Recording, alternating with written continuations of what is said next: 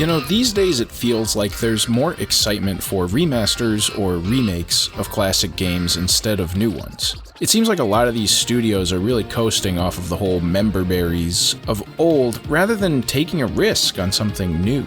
And I mean, even in news stories, it's pretty common to see references to the past or other franchises. Movies especially these days feel like they just try and jam in as many cameos as possible, almost in an attempt to make you forget that like the movie itself is actually terrible. I feel like that's happened a lot with Marvel movies lately. And it can be hard for these things not to feel forced or cringy or make you roll your eyes, but I think when done correctly, when it's done with reverence for the past and with eyes still set on the future, that it actually can all come together into something amazing. And it's interesting that this has happened twice over the last couple months. The first example, I think, was in film with the movie Deadpool and Wolverine, and more recently it's happened in gaming with Astro Bot. Let's talk about why. So where Nintendo has its Smash Brothers, a celebration of all of its characters, it seems that Sony has their Astro Bot. What started as a PS5 pack-in title, Astro's Playroom, was a great introduction to the tech of the PlayStation 5's controller. But it was also a wonderful little jaunt through Sony's history. All the old consoles and peripherals spread throughout the game. It was a fun little introduction to the console. Astro Bot essentially takes that idea and makes it into an entire game. And what's most clear is that they wanted to make a good game first, and then include these PlayStation references to enhance that experience, rather than vice versa, and I think that's really what helps sets this game apart. Each level in the game feels so unique in its setting and theme, with so many fun little twists or gimmicks that the game never gets old, and never feels repetitive, in spite of what is arguably pretty simplistic platforming. This is not a Mario game. Your bot can only jump once and then kind of hover for a little while in the air. You're not doing crazy spin jumps, back jumps, triple jumps. It's a lot more simple in its platforming. And yet the game is still engaging because of the levels that you're exploring. There's 5 main worlds in the game, and each comes with its own backpack type thing, but you only get it in a few of the levels, but it does add new traversal mechanics such as a jetpack to jump higher in the air, a rocket that'll kind of shoot you out in one direction, or even give you the ability to slow down time. All that said, simple movement really isn't that bad. Just look at games like Banjo-Kazooie, and I think it really does work well here. And I wouldn't mistake simple for easy. Sure, most of the main levels in the game are fairly trivial, there's really not a ton of challenge in getting through them. There are a number of challenge-type levels where you need to make it through what can really be a pretty hefty platforming or combat gauntlet, and those provided pretty fair challenge. On top of this, the fact that one hit takes out Astro Bot, it can actually make some enemies annoying to deal with. I wouldn't say any of it is too crazy. Overall, the game, I would say, is very approachable and relatively easy to 100%, but there are definitely some levels that you really need to focus up for. Much like Astro's Playroom, this game is one of the best at utilizing the PlayStation 5's DualSense controller. You feel every step that your character makes through the haptic feedback, with distinct differences depending on what type of surface you're walking on or swimming through.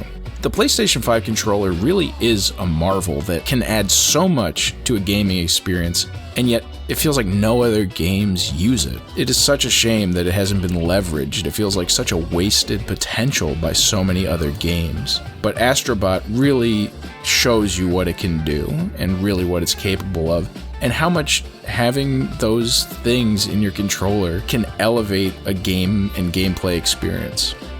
Now really, this game is a collectathon. In each level there's a number of other Astro Bots for you to find and save. 300 in total over the course of the game. Now a majority of these are standard, nondescript bots, but I think about 125 of them are stand-ins for classic gaming characters. And this little twist just adds so much to the experience. The characters that you meet and how you meet them are heavily curated. Usually you'll find characters from the same game or universe, or at least related ones in the same level. And it's just so fun. It's so fun to see these characters. You're always looking forward to what one you're going to find next, who's it going to be. And it reminds you of those games, right? You find one of these characters and you're like, oh, I remember playing that game, or I love that character, or I love that universe, whatever it is. And it just really resonates. I actually really liked, too, that none of the levels are really themed after games, right? This really does, if you took away most of the PlayStation overlay, you would just have a good 3D platformer. The worlds, the levels are PlayStation agnostic, and that keeps the game from feeling like it's pandering to you or really leaning heavily on the PlayStation references. This is a game first. The PlayStation stuff is just icing on the cake. Except when it comes to the world bosses. And I really like what they did here. Each world boss has essentially captured an iconic PlayStation character. So after you beat the boss, you save that character, but then a new level is unlocked, completely themed after that character's game or game universe. And this is where the nostalgia really hits.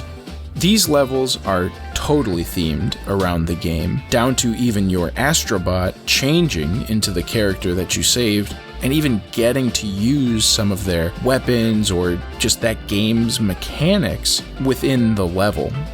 I don't want to spoil much about these because it really is just so amazing to play through these levels naturally and experience them. You hear the game's music, you feel the game's theming, its identity, it just permeates through the whole level while still feeling like you're playing Astro Bot. You never lose that context that you're in this Astro Bot game, which I think is very impressive.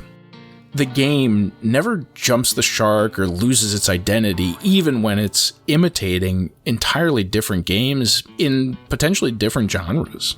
And at the end of the day, that's truly what this game is at its heart. It's a love letter to not just Sony and PlayStation, but gaming itself.